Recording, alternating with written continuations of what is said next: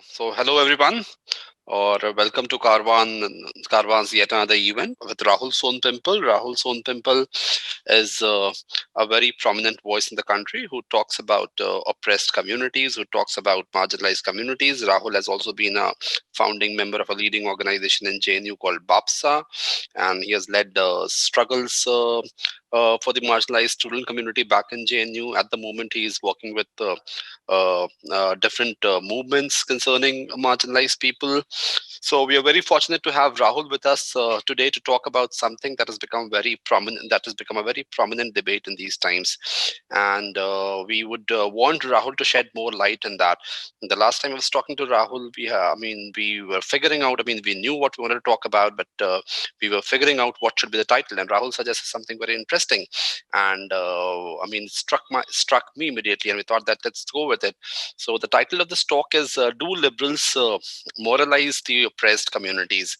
And why we're talking about this is the fact that a lot of people from oppressed communities recently have been making complaints about a section of people who claim to be progressive, who claim to be liberal, who claim to be secular, but yet try to dominate struggles of people who belong to marginalized communities, try to dictate them. We recently have seen, last year we have seen how there were problems with some slogans being raised at anti-CEA protesters by Muslim protesters, and how there were a lot of people giving, moralizing people that this should not be used and that should not be used.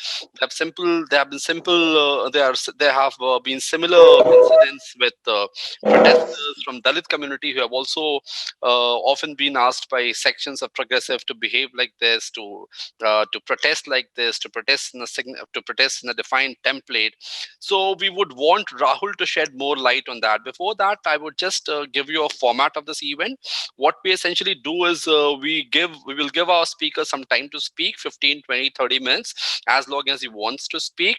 In the meanwhile, if I come across something that needs to be questioned, if I come across something that needs to be countered, I will counter Rahul over there. But after 30 minutes, we will open this event to all of you. We will ask you to put forward your questions. We will ask you to to question Rahul from what he has spoken at his in his time. So this is the format of our event. So we will now start. I think it's already 8:06. There's just one request to all of you. After this event, we will be shortly uploading this video on YouTube, and we want our videos to be disseminated properly because we are doing it with a purpose. We want these debates to become stronger in public scenes. We want it to be talked more. So we will share the link. We will share the video link of this talk with all of you, and I would request all of you to help us disseminate that, and make it widely watched and widely seen. So this is what I had to say. Now I will hand over mic to Rahul, and I would want Rahul to shed some more light on what we want to talk about today. Thank you, Rahul. And Yeah, the language of this event is multilingual. I yeah. think we all understand Hindi, we all understand English, and if we don't, please point out, or we will go with the format. Then, thank you so much. So first of all, I would like to thank the Carvan team and Asad Bhai for this opportunity. And as Asad Bhai has actually given a brief introduction of today's topic, I guess I don't think this topic is something which is uh, untouched with the present or the ongoing debate. We know that many people, first of all, like in my circle, among a research scholar or among even activists or even among politicians, this come quite often. And but I feel that most of the time this very understanding of the topic of like, do liberals moralize oppressed, or the connection between the oppressed communities and the liberals in India, we often find, in the inadequacy in articulation. And most of the time I think, you know uh, there are discussion, but those discussions are not complete. And when I was actually checking some facts and data around this very idea of specifically on Indian liberal, or what we can say the Indian liberal tradition, as such, from my perspective, there doesn't exist a liberal tradition in India. The way one wants to connect it, or want to compare it with the West, specifically with the US, I don't think in India that tradition actually exists in India. So anyway, we'll open. I'll start giving you some kind of perspective on this, what I think on this very topic. So as we know that when we say moralize, so we are talking about the morality. So we generally understand morality, as a morality means principle defining right and wrong conduct, and the liberal morality is form of modern morality. So the liberal always tend to associate themselves with the very idea of modernity. And when we say the modernity, then we are also seeing that here the religion, here the particular so-called traditional structure is, there's a sharp difference between the religion and the state, or what we say in a very common language, that there's separation between church and the state that happen in the West. And that's what basically the prominent or the popular understanding of the modernity, that's what we understand. So here, when we say that that the modern morality, that the liberal morality is a modern morality, when we say that, we are also saying uh, that the values around the modernity of individual, or the idea of equality, rationality, freedom, these are the ideas which also comes with the very understanding of the modern morality, or what we can say the liberal morality. Uh, um, and so when we try and understand this very concept, or the very understanding of the liberal morality in the context of India, then we should go into the Indian tradition. Now, when we, if you try and find the emergence of modern state, what we understand the post-colonial state in India, then we, and the movement around it, then we go to understand the nationalist movement. We go and understand कि भाई भारत में आजादी का जो पूरा आंदोलन था, उसकी क्या भूमिका रही है, because that was the nationalist movement in India has been taken as a foundation of the, what we say, the political ethics or the political morality in post-independent Indian society and Indian politics. So let's see what actually happened, and what is that so-called liberal tradition in India. As I said, there doesn't exist tradition, but still, just for our own sake, and let's try and understand what actually happened. So if you see, uh, so if you just try and understand the nationalist movement, or even the post nationalist movement or the post independent India, we see that the core value of the, what we say, the liberalism or the liberal ethics has never been very sharp as it has, one can claim that has always been there in the West. Rather, the religion, and when I'm saying here religion, I'm saying the Hinduism or the Brahmanism has been the core to this emergence of the so-called liberal ethics in India, or the liberal politics in India. So if you just go and just check Perry Anderson work on his book Indian Ideology, then you'll find, and he says that the Hinduization of national movement resulted in the Congress party that led the struggle for India's independence to become prominently Hindu party. He points out that during the 1930s, only 3% of party membership was Muslim in a country where Muslim constituted about 25% of the population.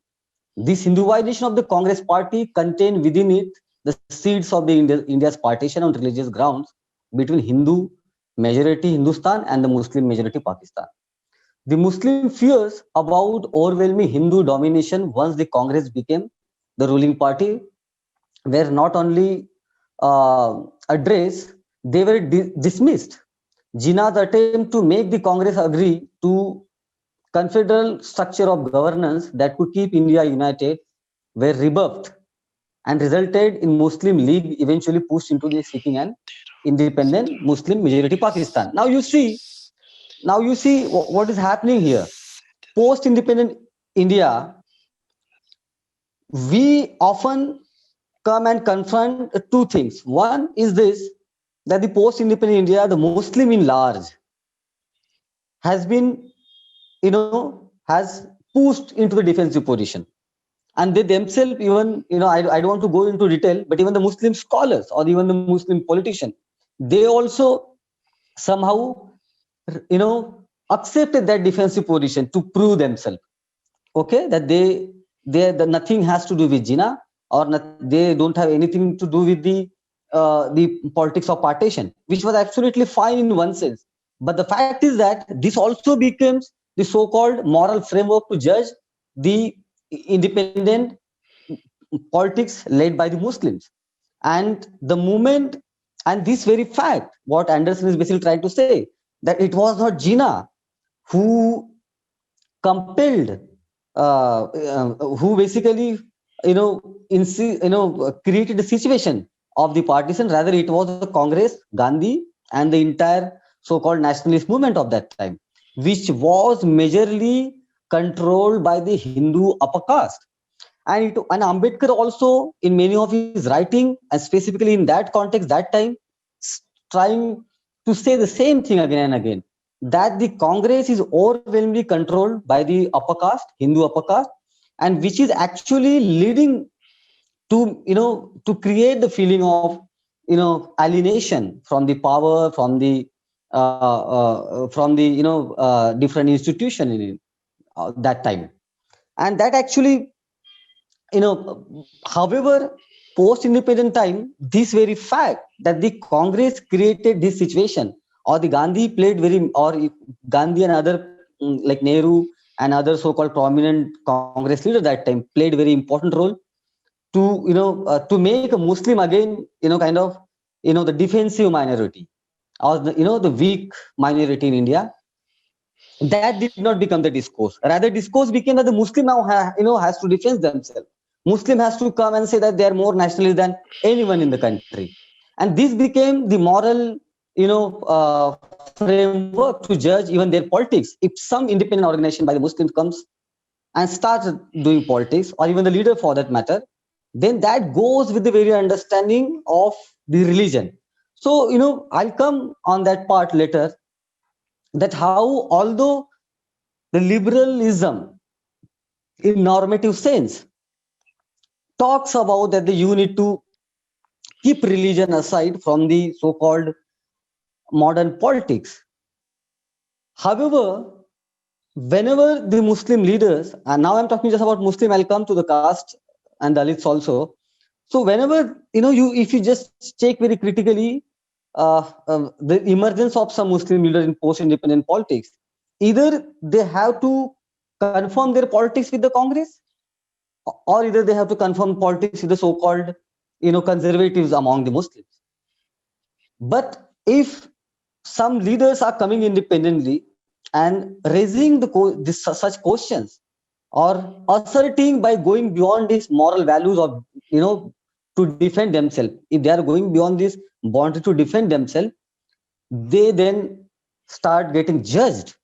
They then start getting scrutinized and stigmatized of doing what they call is basically the politics of the fundamentalist politics, or the very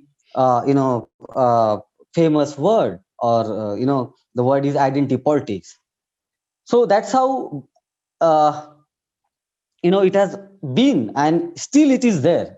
So when independence came, so you see, like, why I'm going to the history, because history is very important.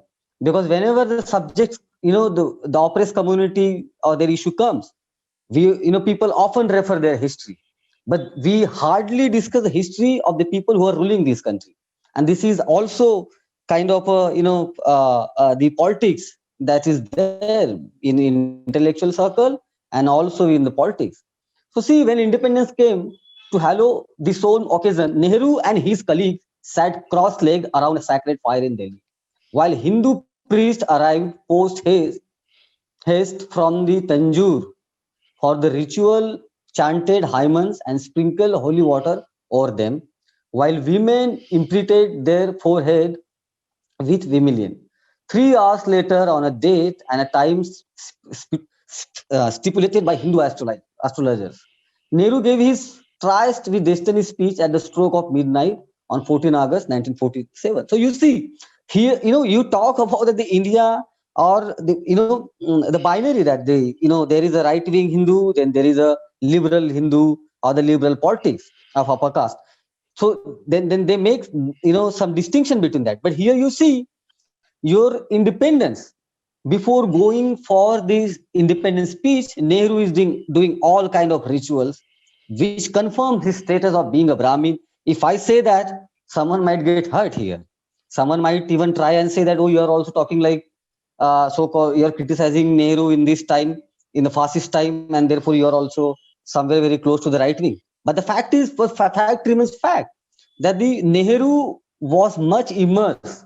His ethical, cultural values were immersed into the very notion and the tradition of Brahmanism, which often is to come. And if one critically start investigating the Nehru's life or his decision around most of his decisions, then you will also find that the most of his decisions were quite influenced by the Brahminic tradition, which is still there. So now you see now what Ambedkar was basically trying to say about this so-called secular or the liberal upper caste, Hindu upper caste that time.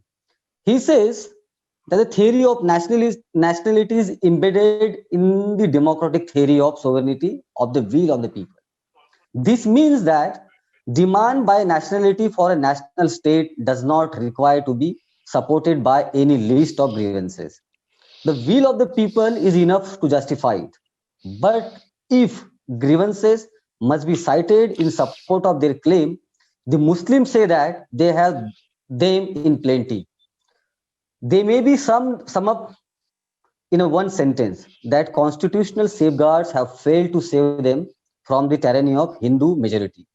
It is no use saying that the Congress is not a Hindu body. A body which is Hindu, its conception is bound to reflect the Hindu mind and support Hindu aspiration. The only difference between the Congress and the Hindu Mahasabha is that latter is crude in its utterness and brutal in its action, while the Congress is politic and polite. Apart from the difference of fact, there is no difference between Congress and Hindu Mahasabha. This was Ambedkar then.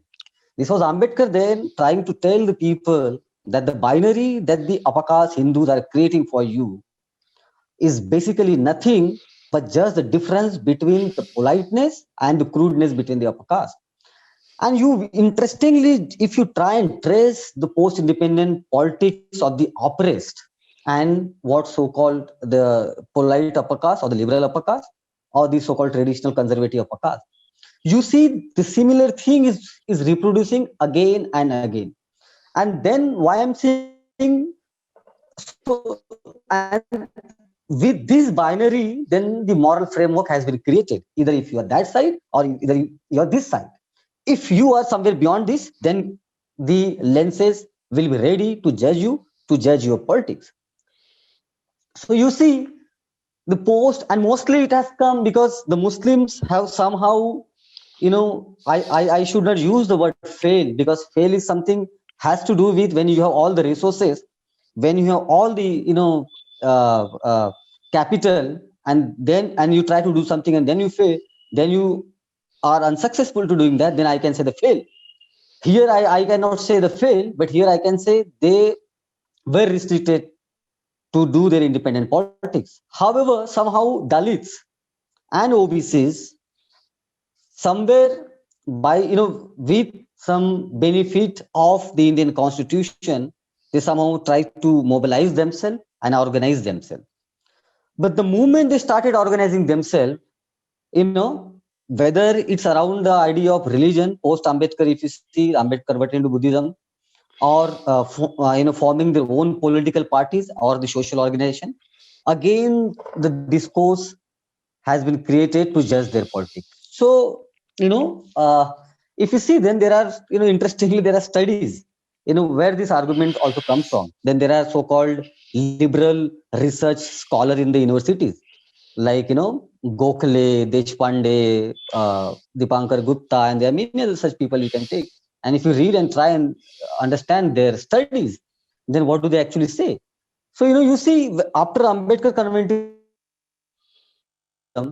many people started saying that the conversion of Mahars from Hinduism into Buddhism in 1956 has separated the Mahars from the Dalit caste instead of collectivizing the Dalits. I know many people have even claimed that the leader after Ambedkar has seldom given significant attention to economic issues.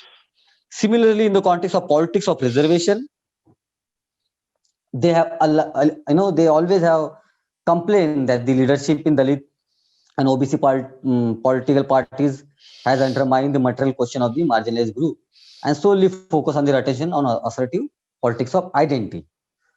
And many people even have read the Dalit assertion, for example, in Maharashtra, as a Mahar class dominance.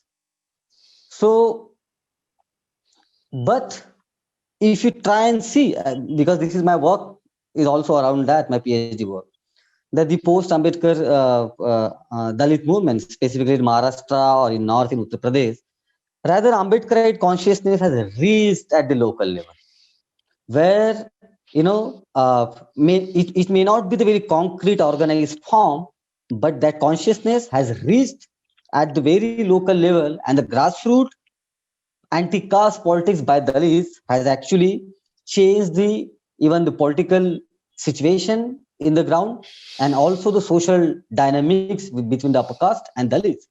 However, they don't actually count more on this. They don't actually detail this thing. Now you see, uh, uh, when it comes to the Dalits, when the Ambedkar decided to convert into Buddhism, and he converted, this very idea of his stand of conversion was not supported by so-called liberal or the secular upper caste even then. And still today, they basically question this thing. And one can, one can see this thing, okay, they can say that, oh, religion, he's converting into another religion, and the religion cannot help them. Now this is one perspective of what so-called liberal. However, in India, I don't know what is the exact foundation through which they actually want to criticize the Ambedkar position or even the Ambedkarite position to convert into Buddhism or even choosing another religion or leaving Hinduism. So here, when Dalits or the lower caste are acting or using their agency to choose either a religion or to autonomous politics, so they have this criticism which comes from the very normative understanding of the liberalism. However, if you see that the most of the liberals in India who have been associated with so-called the left parties or with the Congress, by saying this, they have never tried to touch the religion or the social structure which actually maintains the poverty and the cultural hegemony of upper caste in India. And why I'm saying this?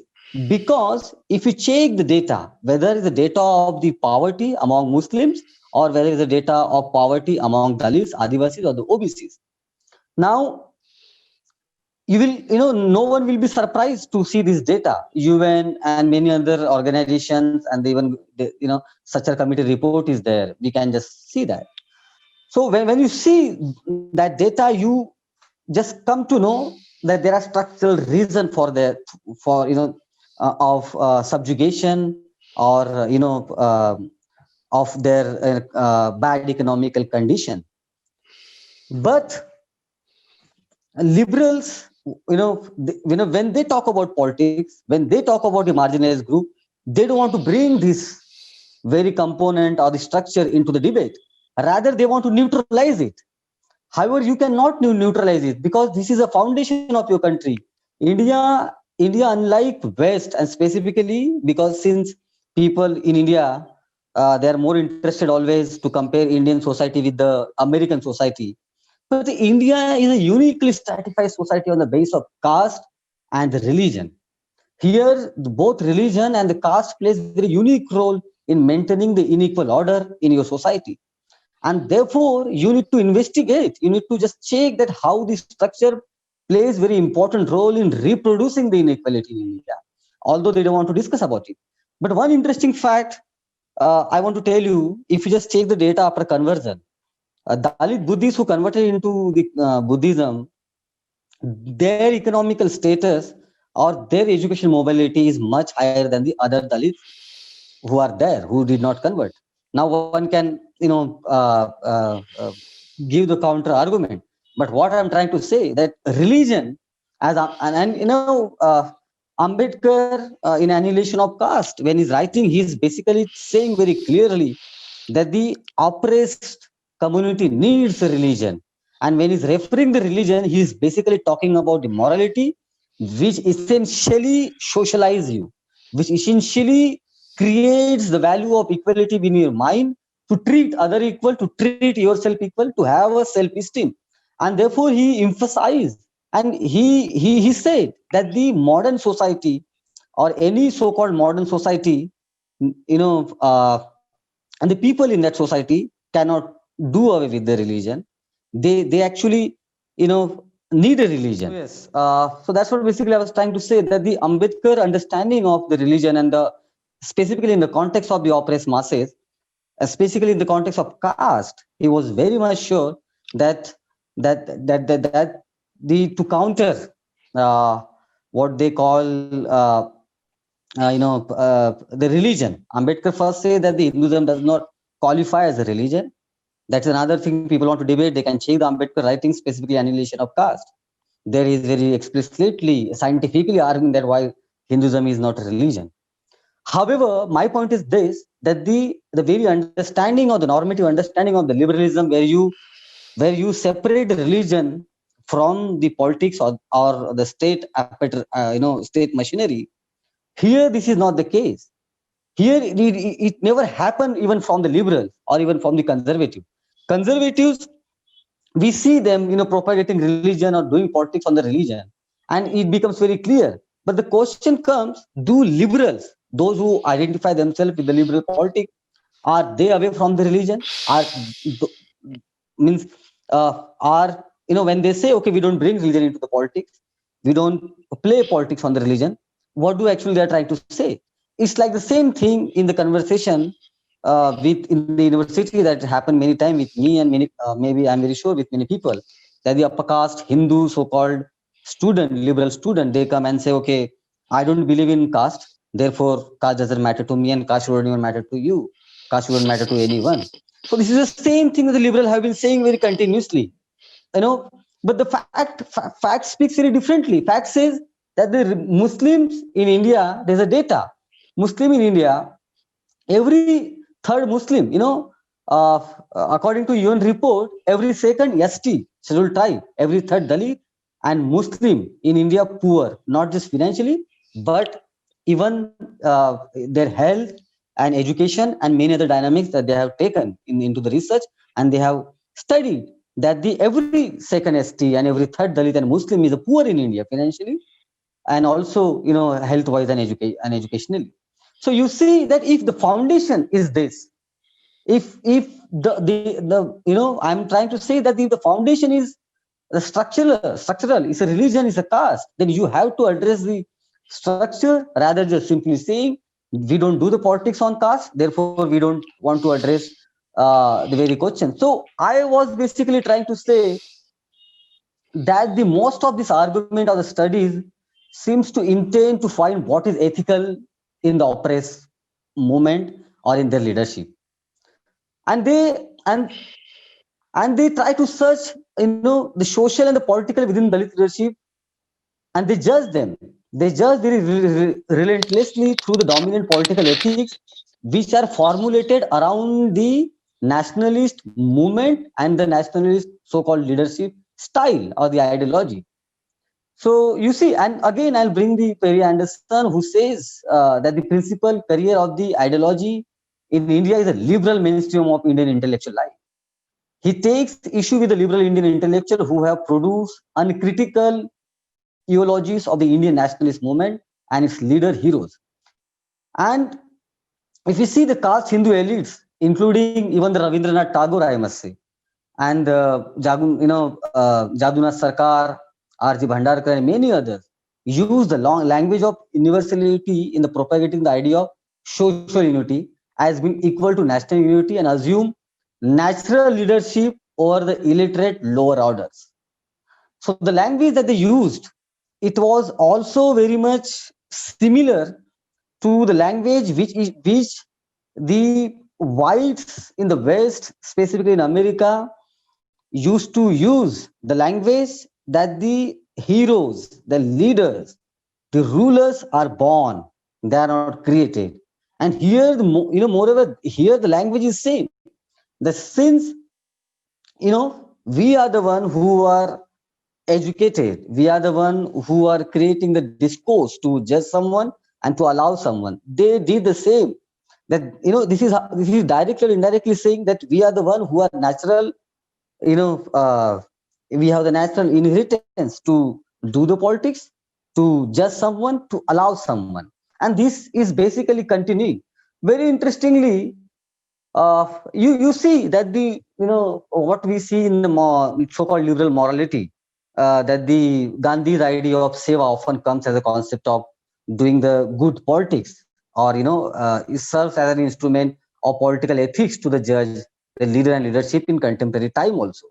However, if you see, Dalit critic has scrutinized such leadership ethics, juxtaposing it with the everyday reality of humiliation operation. Ambedkar himself was very critical about the Gandhi Seva concept. But see, I'm bringing this Seva concept in the today's life, in contemporary politics. You remember the entire emergence of the Kejriwal in India's politics is nothing but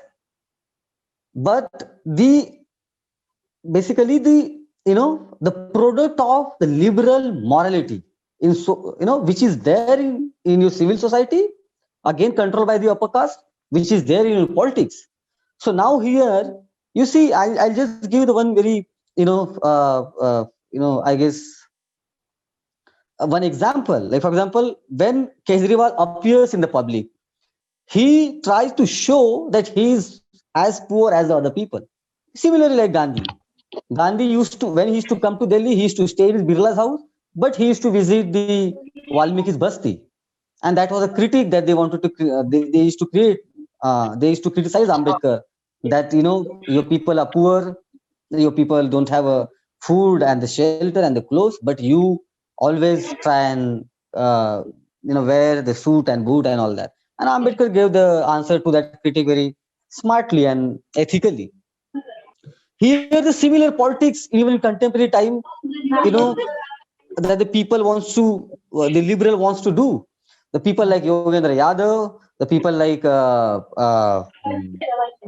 this the Prashant Bhushan, Anna Hazare. Yeah, so in that way, that the same moral politics, the same morality around the politics, around the judging people, has basically created people like Arvind Kejriwal, who was supported by the people like Yogendra Yadav, Anna Hazare, and the gang, who are so-called prominent face of the liberal politics in India. And they basically reproduce the Gandhi's idea of seva again in a modern form, where Kejriwal still appears as a poor person, and always talk like a poor, and many other characteristics that he flashes in the public. Now, if you go and see Kejriwal personal, life, or even the caste that he belongs, that he belongs to the caste which control traditionally the wealth in your country. But for the liberals, those who were questioning or still questioning that kind of politics, they are the people who are trying to identify the caste of the Kejriwal. However, Kejriwal appearing as a poor doesn't has basically changed much of the the life of the poor. The poverty among the poor in Delhi also still prevalent. Some changes one can say has happened, but there is no drastic change as far as the data is concerned. Even Delhi government data is concerned. But now I am not someone who is here to defend or the spokesperson of BSP, but I want to bring here the Mayawati. Mayawati, I guess, one such politician in the Indian history who has been criticized ruthlessly by everyone, and and the criticisms has not been very structural all the time. The criticism either is on her look. I have seen the video of one female stand-up comedian who is very famous. NDTV covered her for a quite long time. She, while doing a stand-up comedy, says, I mean, made a joke on the femininity, and she somehow was trying to say that how Mayawati looks more masculine than the other, women. Anyway, so but that I'm saying, but she's a liberal. When it comes to gender, when it's to come to opposing so-called BJP politics, she's a liberal. Now that also reflect in the so-called common liberal politics, where Mayawati has been judged the which bag she's carrying, where she is living, how much property she has. Okay, and there are many interviews. I remember one interview uh, I guess NDTV reporter during election in UP Vidhan Sabha election, where he's asking Dalits, ओ बहन जी का इतना बड़ा घर है, बहन जी इतनी बड़ी property रखती है, and the person gave very surprised answer saying कि हम तो चाहते कि और पहने. So now here the realities are different. Here the morality to judge their own leader is different. They will definitely judge their leader, and the Dalits judge their leader, but they judge very differently than what the liberal or so-called upper caste liberal judge the Dalit politics or the other oppressed politics or their leadership. Now, what I'm saying, but the very concept of that seva, of Gandhi's idea of seva, has become the prominent aspect of the liberal politics. And Arvind Kejriwal is a very good example of that kind of politics, who appears as a poor, who appear as a masiha, But if you see structurally, in Delhi also, just take example of Delhi where he's a chief minister, you will see that the Dalits they are living in the peripheries, in the city's periphery. If you just check the Simapur area, most of the Valmikis and other Dalits who stays there. If you go to the urban areas in Delhi, in Jhuggis, the Dalits, Muslims, they stay over there. So those structures has not changed very drastically. Those structures are still prevalent. But Delhi has always been ruled, the post-independent India has always been ruled by the upper caste, whether it's Sheila Dikshit or now is Kejriwal or by some other chief ministers. Now, my question is this, that what has this kind of politics to look like a poor or to appear like a poor or so-called, trying to talk this popular welfare language that the people like Kejriwal talks about, or the people who supports him, that if you just check the data with the history, that the structure has not changed, and there is no radical reform also. Forget about change, there is no radical reform. Rather, and if you compare this liberal politics with the autonomous politics of Dalit, Bahujan, or the Muslim communities, the autonomous politics has changed significantly their life, socially also, culturally, and also economically. And one should study. One should, as a researcher or young researcher, people should take one community, whether it's in the UP or whether it's in Maharashtra or somewhere else, where the autonomous politics of Dalits has been there. A critic can, if you just type on internet the criticism of Dalit movement, you will find thousands of research. But that is not. But if you just critically try and engage or compare, then there has been, you will find a significant comparative changes, and specifically when there is autonomous politics led by the oppressed communities. However, this politics by the oppressed has always been judged, as I said, through by saying it's identity politics. Now, you see that recently when the entire the issue of Ram Mandir came, or the Babri Masjid demolition came, many liberals say that what the BJP is saying, or what the RSS or other right wing group, sorry, talking about, that the Hinduism or the Ram, our Hinduism is different.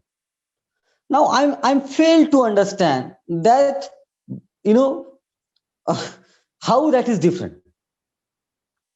First of all, as if one goes with Ambedkar understanding, Hinduism is a very recent term. If one go with the, even the term Hindu is very recent. Anyway, that is not the debate, the point of debate today. But I'm saying how it is different. Like many people say, is that when we say Ram Ram, or the RSS person says Ram Ram, there's a difference. But but the morality around the very figure, whether is a Ram as a god that the people pursue, or the ethics or the morality or the history around that, doesn't change. When some upper caste liberal says Ram Ram, or when some conservative upper caste says Ram Ram, how does it change? How does the life of the oppressed get affected here? How does the structural life of the oppressed get affected? It doesn't get affected, or it doesn't get changed. It remains as it is. Now I'm saying, what in India, the binary is not this, that they want to present always, that the right we want to use, that the binary of Hindu versus Muslim. I'm saying the real binary in India is basically the conflict between the so-called conservative upper caste and the liberal upper caste. And this has always been there. In post-independent India, whether you see the Hindu Mahasabha, then the RSS, and the emergence of Bharatiya Janata Party, or you see the traditional power of the Congress, or even the left for that matter, you see the power, the conflict has always been between the two upper castes. It's like, I always say, it's like a fight for the land in the village between two Thakurs or two upper castes. They kill each other also. They have an enmity between each other. And they want people in the village as their soldier or their army. They want them to fight for their interest. And this is what the liberals has also been doing in India. And so yes, I'm trying to say that the communalism, when it comes to Muslim community, briefly, so they say that the Muslims means it's about religion. The moment you say Muslim in India, you see the politics around the communalism comes, whether identifying RSS, BJP as a communal forces, and saying that the upper caste, these liberals, they are not communal. Again, I want to bring this point here, that the communalism, in this very idea that the people say that the India mein Ganga Jamna Tehzeeb rahi hai, let me allow to say that, rather I would say that it was not Ganga Jamna Tehzeeb, rather it was the Tehzeeb, or the alliance between the Muslim upper caste and the Hindu upper caste. And in present time, even the Muslim upper caste are into scrutiny. They're also been attacked. Okay, but when people say that specially liberal से कि भारत में तो बहुत ही अच्छी Hindi language में बात करते हैं, नॉर्थ में तो लोग वो बोलते हैं कि गंगा जमुना तहजीब रही है. But if you check the foundation of Ganga Jamuna तहजीब, it was a tehzeeb between the Muslim zamindar and the upper caste zamindar. True. Okay, so and when you go beyond this, when you say something like this, what I'm trying to say, then I will be someone who is doing the identity politics, who is bringing caste even into the Muslim. And you see Muslims also, they get offended when someone says like that, when someone goes into history and they side with the liberals, upper caste liberals. because upper caste liberal is always there to say ki that person is doing the identity politics, and this actually happened with me personally many times. So, and it must be happening with many other people. However, they people someone says Muslim in India, you see entire debates on the so-called secular liberal news channels. Most of the debates in around Muslims in news channels. I'm not talking about the people like Arnab Goswami, but so-called secular and the liberal people. The debates on Muslim in news channels has always been mostly around the communalism and the fundamentalism. True. I fail to see the debates when someone says Muslim. I want to ask them that what about their education? What about the structural poverty? What about the representation? You know, in India, in present parliament, there are 232s are upper caste MPs, and their population is 15% male, right? And Muslims, I guess two three, I guess now they're 27, if I'm not wrong. Yeah. Last time they were 23, and and so I'm saying, and there are Dalits who comes from the reserve seat and Adivasis, and then there are OBCs. Now you see, and these numbers of upper caste majority in parliament is not new. Somehow it got break after the OBC assertion. The number have increased of the OBCs, but the difference has not been very much, very significant as far as the population is concerned. If once, like we see the upper caste population in country, they will hardly constitute 15%. And total population of upper caste, all the upper caste, Brahmin, Kayas, Iyer, and whatever their other caste, their population is less than Dalits. Forget about OBCs or even the Muslim for that matter. Their population, the total population is less than Dalits in India, but their representation is more than 200 times. And and this has not been, this is not unusual. It's not that in Congress time the number was very significant. The number was, there was just little bit difference. So I'm saying then, if your parliament is completely controlled by the upper caste, your judiciary is completely controlled by the upper caste, your education is completely controlled by the upper caste. Now you tell me, how can in India you can divide the people on the basis of being conservative or the liberal? True. Is false binary. Is false binary of identifying even some upper caste as a liberal, although we are using, or for our we are using it just to explain the phenomena and the realities.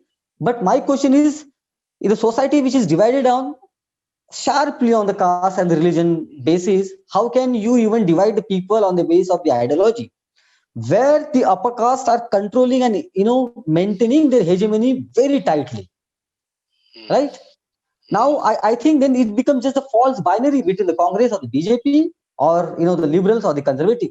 And now you see, you see the Kejriwal stand around the Muslim issues, and very, I'll just give you the one example. Many liberals, when the CA or the NRC debate came and people were protesting, liberals came, they used to go to Shaheen Bagh and support them. I'm like, those people, people who are sitting there, women are sitting there, they are doing their politics, and they're capable of doing their politics. I was expecting the so-called liberal upper caste, they will have the protest in their gated colony, but I haven't seen a single protest.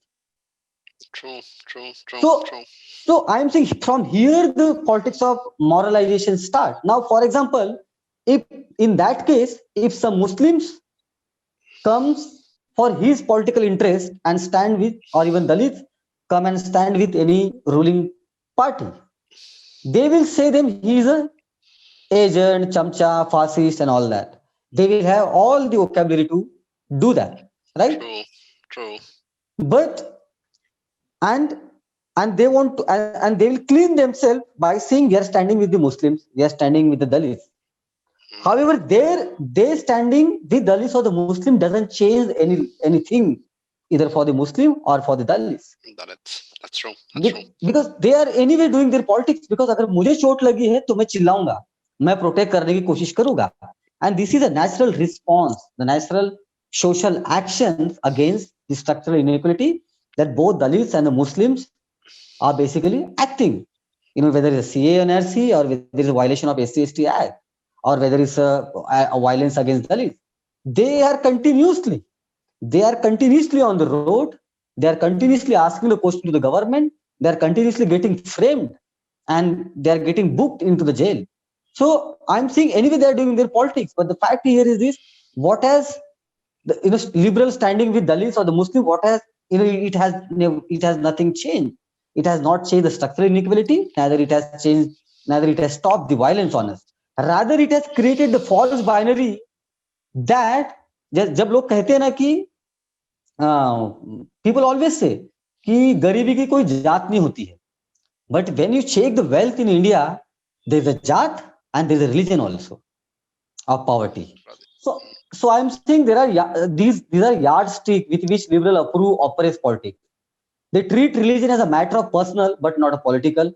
Caste is a village phenomena, begin in village, ends in village.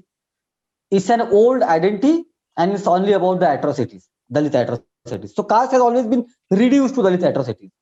And culture for them is just another part of life, and it has nothing to do with the history of oppression. So you will see the main, in Bengal, both liberals and even our communist friend justify the cultural hegemony of the upper caste, and some of them even try to associate that tradition of cultural hegemony with the oppressed. They say it's a oppressed tradition, all that. Whether it's a celebration of it's a Durga Puja or other thing. So here, for them, the religion is a personal matter, and if and the culture is a personal matter, is a part of a choice, is a matter of a celebration. Nothing has to do with the cultural hegemony which is there in India. And this sounds so cool, even for some Dalits or the Muslim who are affluent. They want to also go with the so-called, they also want to go with the convenient form of everyday life. For them is also good. But for the majority of operates in this country, with the economic structure, with the social and the political structure, the cultural hegemony is also there, and liberals are somehow there to justify it. And if you read the Congress leader, uh, I always forget his name. The one who wrote Why I'm a Hindu. Shashi Tharoor. Shashi Tharoor. Sorry for I forget. Yeah. So Shashi Tharoor, for that matter, and what Shashi Tharoor actually wrote is basically the shared consensus among the so-called upper caste liberal in India, even the communists for that matter. So, and you see, now I'll just give the contemporary example where Prashant Bhushan once said that I will convert into Islam. I guess he was responding to BJP or some other people, and he said, I will convert into the Islam. If this something, I'm failing to recall the entire episode, but he said that. My question is that for Prashant Bhushan, you don't need to convert your religion into Islam. Convert your traditional wealth and give it to those poor Muslims who are there, who are, who are not able to even secure their bread and butter for their everyday life. Now, that's what I'm saying. This is the liberal morality, and where the Muslims are always there. Who is talking about us? We will support them. Who is questioning us? We will not support them.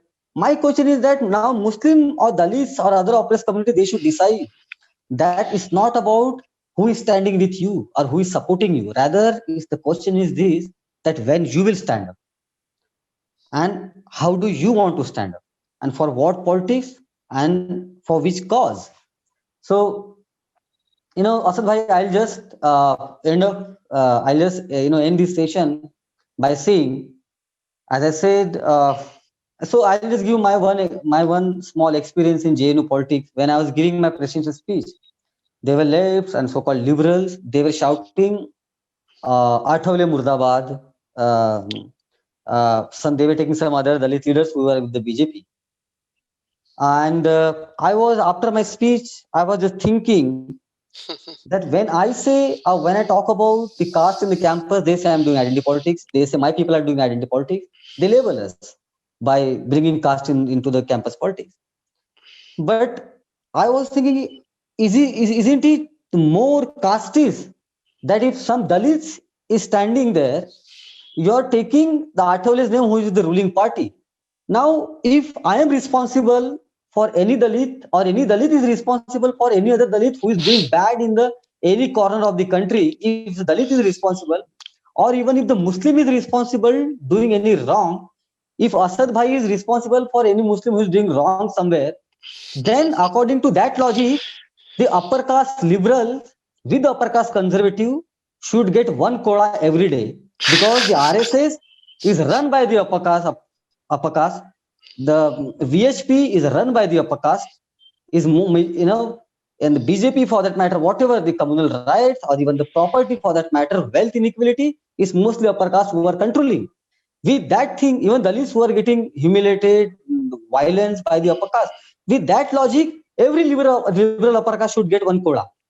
But I don't want that logic should be applied. I want the logic here is for the Dalits, Muslim, and other oppressed community, that they need to think, that they need to go beyond this liberal morality where you have been always judged and your politics has always been scrutinized.